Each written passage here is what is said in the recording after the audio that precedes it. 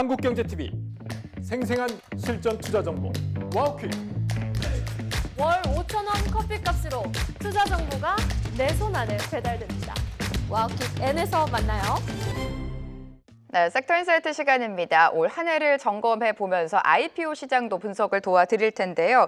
오랜 침체를 거치고 IPO 시장, 특히 올해에는 많은 기업들이 시장에 쏟아져 나왔습니다. 대여부터 중소형 신규 상장 기업들이 공존을 했는데 2024년은 IPO 시장이 굉장히 힘들었는데 올해는 그래도 다른 분위기가 연출이 됐었죠. 자세한 이야기 전문가와 나눠보도록 하겠습니다.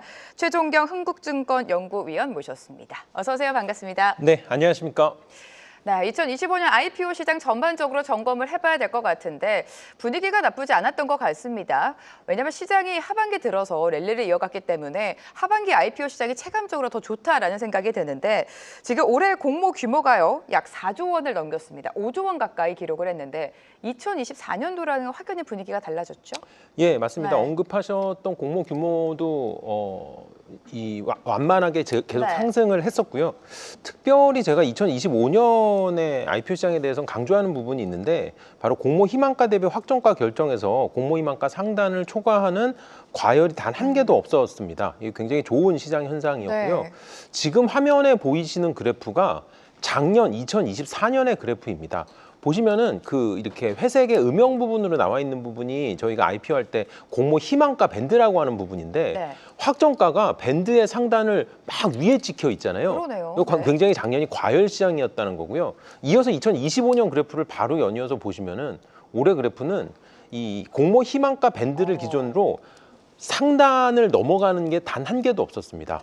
굉장히 시장의 그 공모가 자체가 안정화되다 보니까 이제 시장의 기능이 되찾게 되고 무엇보다 이제 그 공모 희망가 상단을 초과했던 작년 대비해서 시장 안정화 효과가 나오면서 이제 전반적으로 뭐 수익률이나 뭐 상장 개수, 공모 규모까지 전부 완만한 상승세를 이어간 시장이었습니다.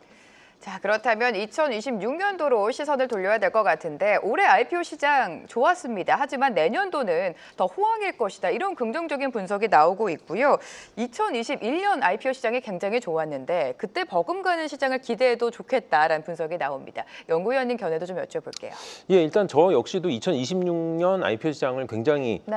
이제 되돌아오는 풍년이라고 말씀을 좀 드리고 있는데 세 가지 이유가 있습니다. 일단 첫 번째는 IPO 시장의 5년 장기 상승 주기가 도래했습니다. IPO 시장 같은 경우는 방금 언급을 해주셨던 것처럼 2021년이 전고점이었고요. 22년에 저점 잡고 23, 24, 25 완만하게 상승해서 이제 26 장기 상승 사이클이 도래를 했고요. 이제 두 번째도 중요한데요.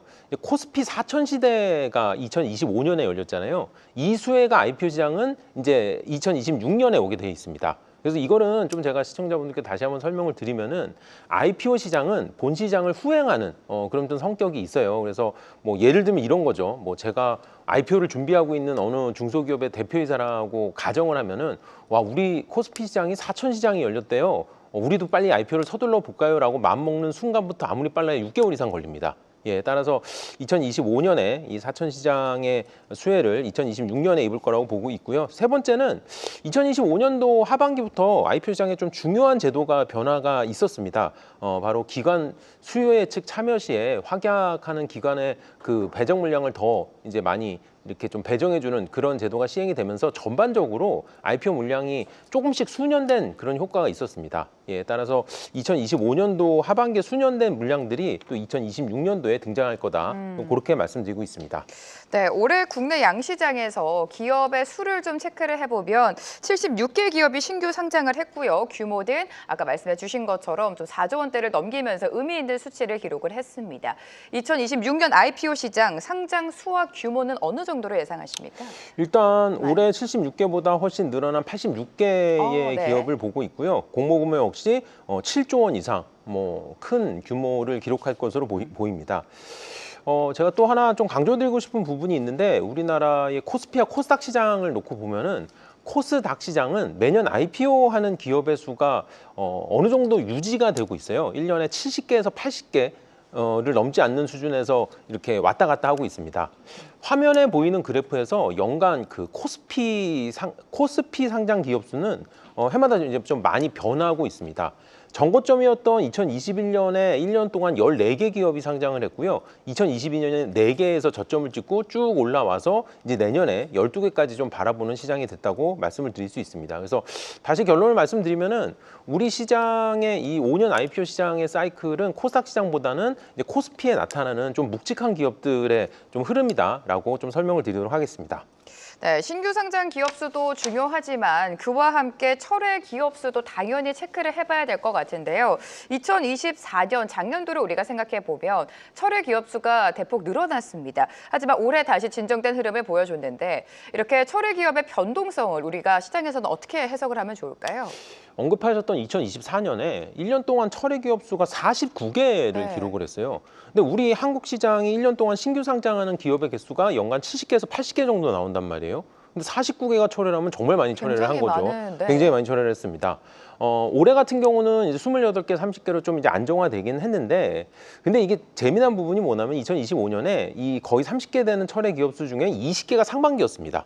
예, 그러니까 이게 이 원인은 아까 제가 언급했었던 2025년 하반기에 중요한 제도가 변하면서 철회 숫자도 좀 줄어들었다. 예, 그렇게 말씀을 드리고요.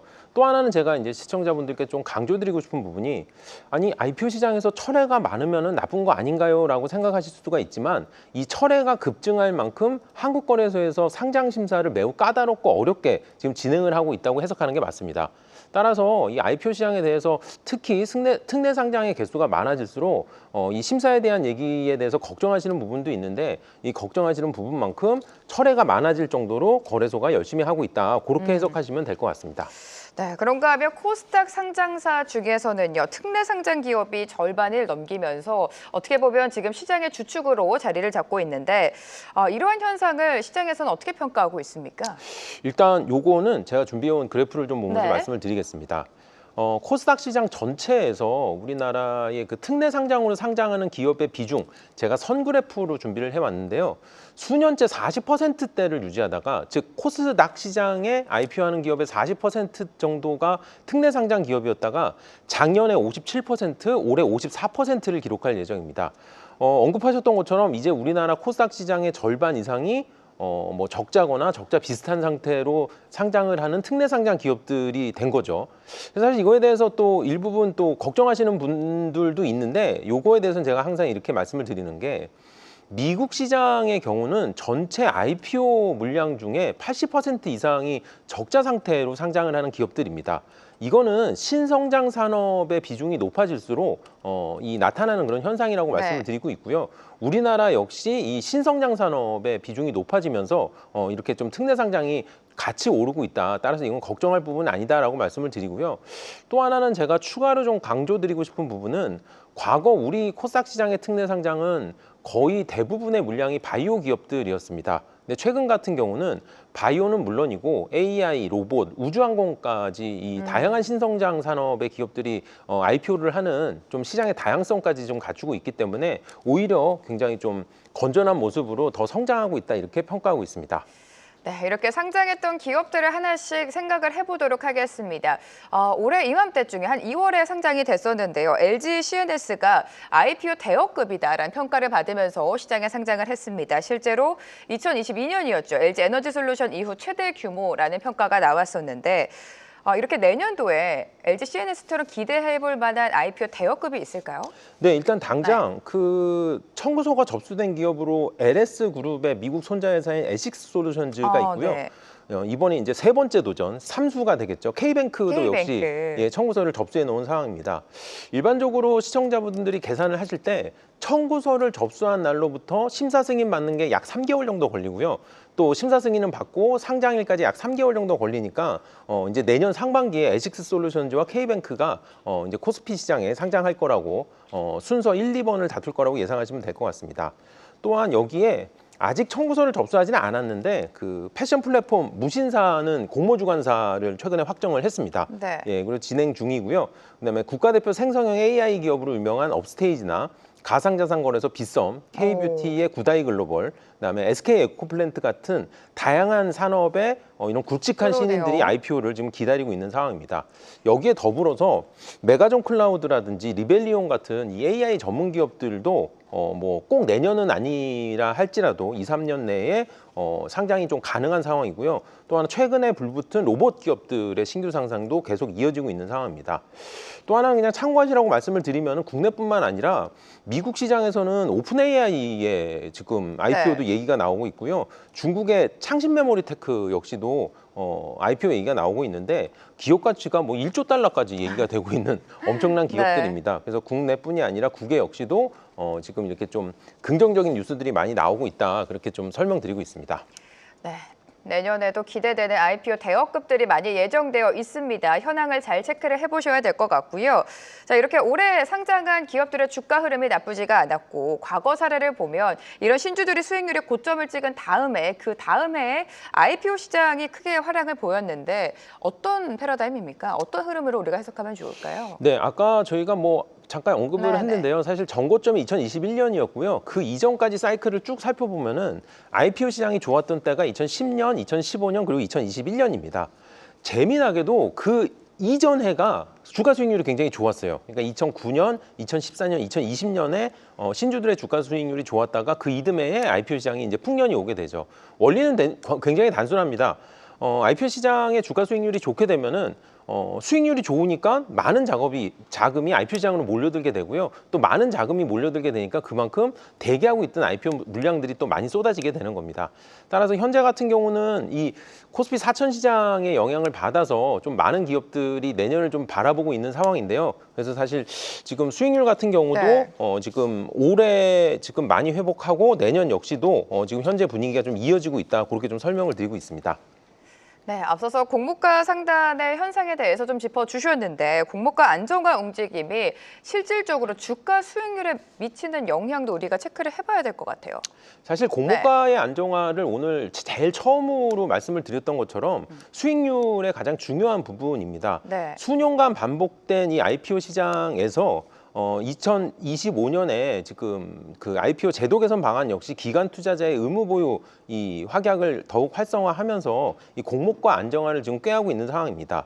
그러니까 2024년 같은 경우는 이 제도의 부작용으로 이 공모 이후에 많은 기업들의 그런 좀 그 주가 변동성이 좀 너무 크게 나타나는 부작용이 있었다면은 2025년 같은 경우는 새로운 제도가 시행되면서 우리 시장이 확실히 이 공모가가 안정화되고 또 공모가가 안정화되니 또 수익률이 회복되는 그런 좀 건전한 모습을 보여주고 있는 상황입니다.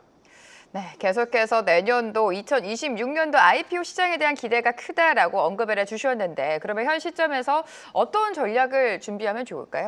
일단 그 개인 투자자분들이 많이 여쭤보시는 부분이에요. 왜냐하면 IPO 할 때마다 증권 주관사들이 다 달라서 맞아요. 얘 네. 투자하기가 어렵다 이렇게 말씀하실 때 제가 좀 팁을 하나 드리는 게 대형 증권사 3개 정도의 계좌를 미리 좀 보유를 하고 계시면은 공동 주관과 인수단 참여까지 다 합치게 되면은 절반이 아니라 거의 3분의 2 물량은 다 들어가실 수가 있습니다. 예, 그래서 좀 대형 증권사의 계좌를 좀 미리 준비하시면 좋을 것 같고요. 또 하나는 제가 덧붙여서 가장 좀 중요하게 오늘 좀 말씀드리고 싶은 부분인데 특히 2025년 연말에 신규 상장일 날 공모가 대비 4배까지 가격이 치솟는 기업들이 가끔씩 나타나고 있습니다. 사실 이렇게 보면은 겉으로만 보게 되면은 와, 투자한 금액이 하루에 4배가 되면 엄청난 거 아닌가요? 그럼요. 시장에 이거는 명백한 과열 현상입니다. 이렇게 좀 한두 개 착시처럼 이렇게 나오는 거에 대해서는 그냥 과열이다라고 이렇게 너무 크게 평가하지 마시고요. 오히려 공모가를 기준으로 안정적인 수익률을 이어가는 그럼 좀 안정적인 수익률이 IPO 시장의 최대 강점이기 때문에 이 IPO 시장에 대해서 이 좀 하나 두 개가 이렇게 4배 된다 그런 거에 이렇게 좀 현혹되지 마시고요. 좀 전반적으로 평균적으로 좀 안정적인 수익을 이어가는 그런 시장으로 네. 활용하시면 좋을 것 같습니다. 네, 아무래도 주관사가 다 다르기 때문에 대형 증권사 3곳 정도 계좌는 미리 준비하는 것도 하나의 팁이 될 것이다라고 말씀을 전해주셨습니다.